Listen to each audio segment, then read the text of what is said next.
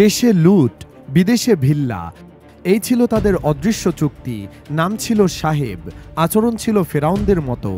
মিডিয়ায় তারা ছিলেন জাতীয় নেতা, অফিসে বসতেন দেশ সেবার নামে, কিন্তু রাতে হুন্ডির খামে খামে গায়ে ঘাম না ফেলে টাকা যেত কানাডায়। বেগম আগেই গেছিলেন, এবার সাহেবরাও ছুটছেন।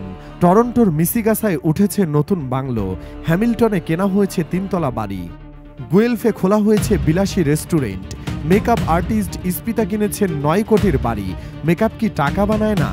না, বানানোর নামে বানানো হয়। এক একজন ছত্রছায়ী পাঠিয়েছিলেন উচ্চশিক্ষায়, আজ তারাই কানাডার রিয়েল এস্টেট কিং। কেউ ছিল সাবেক সংসদ সদস্য, কেউ এনবিআরের ছাগল বিখ্যাত অফিসার, কেউ এস আলম যার ব্যাংক লুটের গল্প এখন কোর্টে, কেউ আজিজ খান যিনি পদ্মায় ফ্যাক্টরি বানিয়ে সিঙ্গাপুরে উঠেছেন শীর্ষ ধনীর কাতারে। কিন্তু হঠাৎ মেঘের আসে ধনী।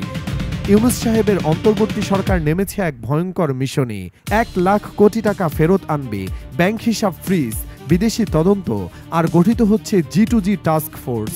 শুধু সুইস ব্যাংক না, এবার target Canada, Malaysia, Singapore, Dubai, যেখানে সাহেবের বেগম আর বেগমের সাহেবরা পলাতক হয়ে বসে।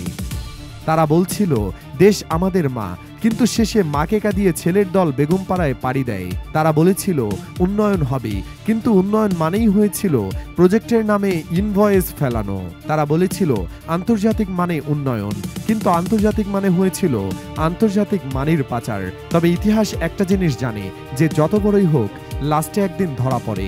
আজ তাই বাংলার সাধারণ মানুষ বলছে গুড বাই সাহেব সকল, গুড বাই $1 বিলিয়ন স্মৃতি। এবার কেবল ফিরে আসুক লুট হওয়া সেই টাকাগুলো, যা দিয়ে 1 কোটি মানুষের হাসপাতাল, শিক্ষা, রুটি হতে পারে।